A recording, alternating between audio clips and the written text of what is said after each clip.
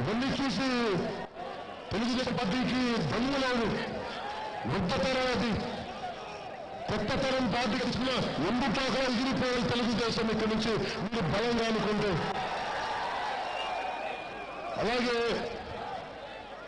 Bharatiya Janata party తోటి నేను నిజంగా మద్దతు చెప్పాలంటే బయటకు వస్తాను దమ్ముగా. నేను విసిగిపో మీ అందరి కోసం ఉండగా నేను ప్రజల పక్షం తప్ప ఏ ఒక్కరి పక్షం కాదు. నేను చెప్పాను TRS plus BJP equal to YCP అని. ఆ రోజు నా మీద అందరూ వైసీపీ తెగ విమర్శలు చేశారు. మరి మొన్న పీయూష్ గోయల్ వచ్చారు. పీయూష్ గోయల్ మేము తప్పేసి వైసీపీకి మేము సపోర్ట్ చేసే తప్పండి అని అడుగుతా ఉన్నాం. అలాగే మేము టీఆర్ఎస్ గురించి ఫ్రెండ్స్ అని చెప్తా ఉన్నాం. మనకు అర్థమైంది కదా. అలాగే మొన్న జగన్మోహన్ రెడ్డి గారు ఏం చెప్తారు, మేము టీఆర్ఎస్ కలిసి పెట్టి చేస్తున్నాం, మేము టీఆర్ఎస్ మద్దతు తీసుకుంటున్నాం. వాళ్ళ ఎంపీలు మా ఎంపీలు కలిస్తే స్పెషల్ కేటగిరీ స్టేటస్ కోసం. అదే స్పెషల్ కేటగిరీ స్టేటస్ ఎవరన్నా గొంతెత్తాడు రాష్ట్రంలో అంటే ఒక పవన్ కళ్యాణ్ గొంతెత్తాడు, జనసేన గొంతెత్తాడు, జన సైనికులు గొంతెత్తారు. అంటే మీరు కన్వీనియంట్ గా మాట్లాడతారు. మేము అదే కోరుకుంటున్నాం. మీరు ఇంతకాడికి వెళ్ళి టీఆర్ఎస్ బీజేపీని కలుపుకొని కూటమిగా బాగుంది, మీరు ఇక్కడ పోటీ చేయండి, ఎవరు కాదంటారు. దానికి ఎందుకు తెలుగులు ఎందుకు దొడ్డుదారులు ఎందుకున్నారు? పోనీ వచ్చి కాముగా ఉన్నారా అంటే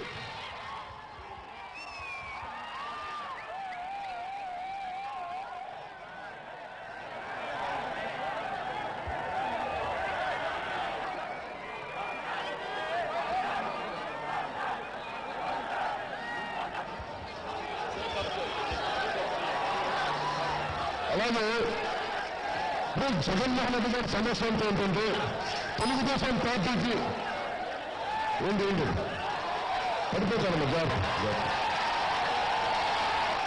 తెలుగుదేశం పార్టీకి జగన్మోహన్ రెడ్డి గారిని ఎదుర్కొనే సత్తా లేదు. మరి జగన్మోహన్ రెడ్డి గారు అంటే భయం. దేనికి భయం అంటే కూర్చోబెట్టి వాళ్ళకి చిత్రాలను ఒకసారి దాడి చేస్తారని చెప్పి. అలాంటి వాళ్ళకి ఎందుకంటే వాళ్ళకి మనలాగా జన సైనికులు లేరు. వారు 100 మంది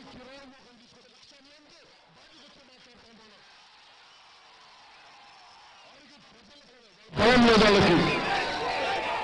ఎంతసేపు బల కారణాలు వాళ్ళకి నిజంగా అండగా ఉన్నారంటే వాళ్ళు మనకు అండగా నిలబడలేదు. అందుకే నేను కోరుకుంటాను జగన్మోహన్ రెడ్డి గారు కూడా డబ్బులు ఎండ చూసుకొని 1,000 కోట్లు ఉన్నాయి అన్న ఎండతో ప్రతిదీ డబ్బుతోనే కొనాలని మొన్న మార్నింగ్ పేపర్లు చదువుతాను. ప్రజలు మహారాష్ట్ర చూపించారు హెడ్లైన్స్. 1,500 కోట్లు ఇస్తే 1,500 కోట్లు లంచం ఇచ్చారండి. ఆయన ఇస్తామని చెప్పారంటే ఫారూక్ అబ్దుల్లా నేషనల్ కాన్ఫరెన్స్ అధ్యక్షుడు, జమ్మూ కాశ్మీర్ మాజీ ముఖ్యమంత్రికి.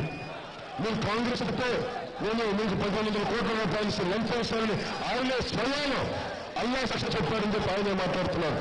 దీన్ని ఇప్పుడు జగన్మోహన్ రెడ్డి గారు నువ్వు టీడీపీ పార్టీ నేను మాట్లాడాను. అలాగే టీడీపీ నాయకులు వైసీపీతో కలిసిపోయి ఉంటే పబ్లిక్ గా వచ్చి వివరణ ఇచ్చాను. ఈ రోజున జమ్మూ కాశ్మీర్ మాజీ ముఖ్యమంత్రి నేషనల్ కాన్ఫరెన్స్ అధ్యక్షుడు ఆయనకు నేషనల్ కాన్ఫరెన్స్ నాయకులు ఆయన మీరు 1,500 కోట్లు లంచం ఎలా చూపారని చెప్పి ఆయన చెప్పారు అల్లా సాక్షిగా.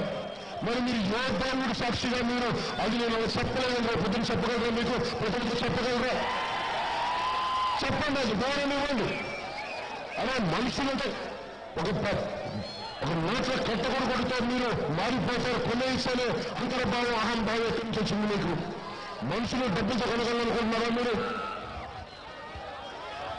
అలాగే నేను మీకు విన్నవించుకుంటుంది కూడా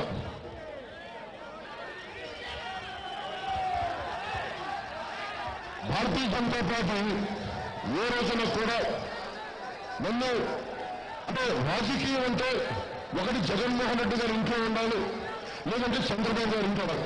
ఇంక మధ్యలో ఎవరు ఉండకూడదు, ఎవరు రాజకీయాలు చేయకూడదు రాష్ట్రంలో. 2009 వచ్చినప్పుడు 2009లో అప్పట్లో చిరుగు ప్రజారాజ్యం పెట్టి వచ్చినప్పుడు ఎంత ఏం మాట్లాడారంటే టికెట్లు అమ్మేసుకున్నారు. అమ్ముకున్న టికెట్లు వాళ్ళు వేల కోట్లు తెస్తున్న వాళ్ళు ఎవరో ఏదో వస్తే దానికి మనకి సమర్థత లేదు. ఒక కొత్త పని తీసుకొద్దాం, ఒక కొత్త తరాన్ని ప్రసవింపచేద్దామనే తపన ఆ రోజు 2009లో పీకిపోయింది. నేను వారికి చెప్తా ఉన్నాను, ఇది 2009 కాదు, 2019 గుర్తుపెట్టుకో. ఇక్కడున్న విజయ్ కుమార్ ఉన్నారు, విజయ్ కుమార్ పరిచయం చేస్తున్నాను. ఈయన రాహుల్ వేముల సహ విద్యార్థి, హైదరాబాద్ సెంట్రల్ యూనివర్సిటీలో. ఎంత నలిగిపోయిన వ్యక్తి అంటే నా దగ్గరికి వచ్చారు, అన్న నేను నలిగిపోతున్నాను, అలసిపోయాను. రాహుల్ వేములతో చేసి రాహుల్ వేముల ఆత్మహత్యను గొడవపెట్టడానికి లేదు, సంయోజిత రాజకీయం చేద్దాం, సంయోజిత సమస్యలు పెడతామంటే నేను బీఎస్పీకి పర్చూర్ సీట్ ఇచ్చాను కాబట్టి నేను చెప్పాను, బహుజన్ సమాజ్ పార్టీ కానీ జనసేన కానీ రెండు ఒకటే భావజాలు ఉన్నాయి. మీరు విజయ్ కుమార్ ప్రతి నియోజకవర్గానికి బీఎస్పీ అభ్యర్థిగా పడుతున్నారు. నేను చెప్పాను కొత్త వాళ్ళు రావాలని.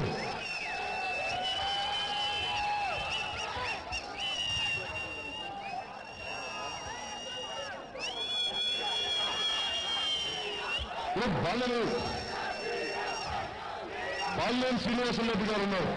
బాల్యం శ్రీనివాస గారికి ఎన్ని వందల కోట్లలో లెక్కలు లేవు. మనం ఎదుర్కోవాలంటే సామంత నాయకులను తీసుకొస్తాం. షేక్ రియాజ్ ఉన్నాడు. షేక్ రియాజ్ ప్రాణోత్పాదక లేని వ్యక్తి, నిలబడే వ్యక్తి, అండగా ఉండే వ్యక్తి. దశాబ్దంన్నర ప్రజారాజ్యం పార్టీ వెళ్ళిపోయిన ఒక్క పదవి ఒక పదవి 2 పదాలు అలాగే నిలబడి ఉన్నాడు. నేను చెప్పాను, రూపాయి పెట్టుబడి లేకుండా నువ్వు అందరూ ఉంటే మన సీత కోసం పోరాడే బలమైన వ్యక్తులు కావాలి, నాకు నాయకులు తయారు చేస్తానని చెప్పి నేను. అలాగే మాట్లాడుతూ జగన్మోహన్ రెడ్డి గారికి ముస్లింలు అంటే బానిసలు, నిజంగా ముస్లింలు అంటే బానిసలు. వెళ్ళి రాయలసీమలో చూస్తే ఎంత దారిద్ర్యం ఉంది, పట్టించుకున్న పేపర్లు రూపాయలు అక్కడ ఒక్కరు లేరు. నలిగిపోయాను, కరిగిపోయాను.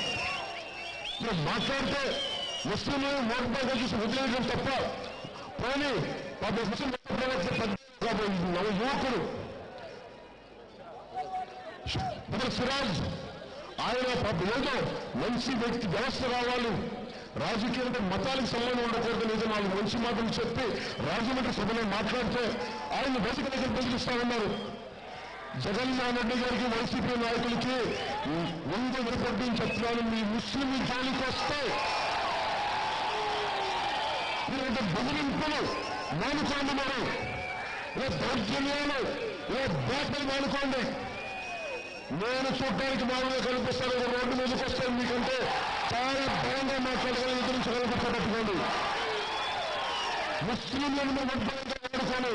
మీరు ఏ రోజున్నా బాల్యాన్ని శ్రీనివాస్ రెడ్డి గారిని కాదు, ఒక ముస్లిం నిలబెట్టండి, వాళ్ళు ముస్లింలకు మాటలు మీరు నేను నిలబెడతాను ఈ రోజున.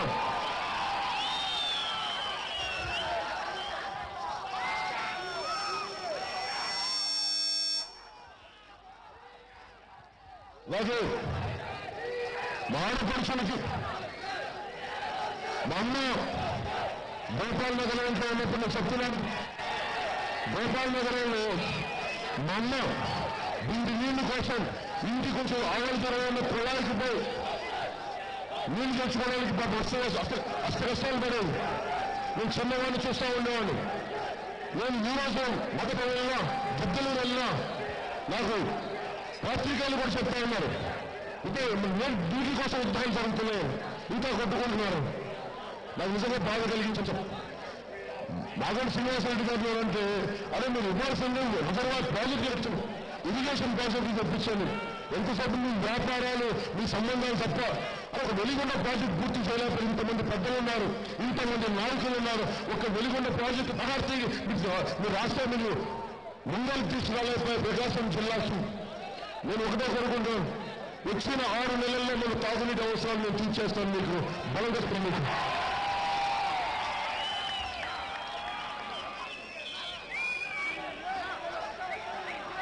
అలాగే మన కొండోపల్లి నియోజకవర్గానికి బీఎస్పీ నాయకులు కాడి ప్రసాద్ గారిని మనం మద్దతు ఇవ్వడం జరుగుతుంది. దయచేసి కొండోపల్లి నియోజకవర్గ ప్రజలకు కూడా ప్రసాద్ గారిని, కాడి ప్రసాద్ గారిని గెలిపించవలసిందిగా మనసుతో కోరుకుంటున్నాం.